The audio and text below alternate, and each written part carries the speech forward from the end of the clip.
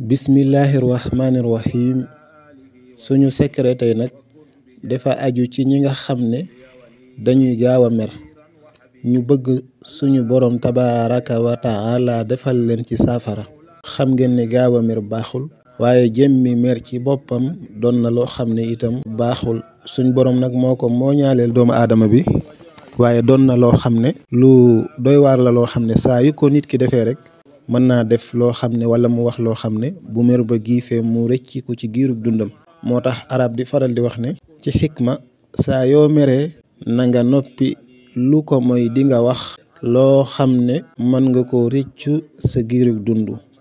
ñi faral di wax itam ne li ñu jàng ci téere yi la sax nit ki bu meree na jàpp ba sell julli ñaari rakaa loolu bokk na ci muslu ci seytaan yi bokk na ci li nga xam ne day giifal mer gi.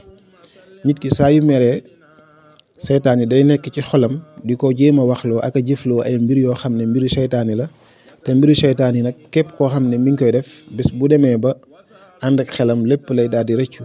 kon yal nañu yàlla dimbale ñun ñëpp ci kàttanam ak mbaaxam moom mi nga xam ne ku mu dimbale rek moo fi nekk waaye jàmbaar amu fi.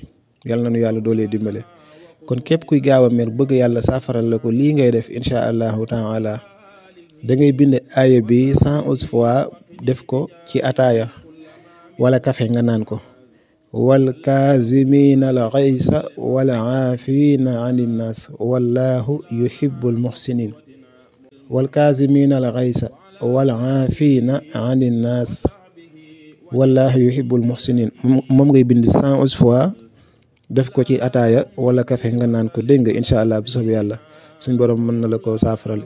dégg nga isa kunta sadidal ghadab haysu la tatamalaku nafsaka indal ghadab koo xam ne daal bu meree du mën a téye boppam ak yu mel noonu na ko def incha allah.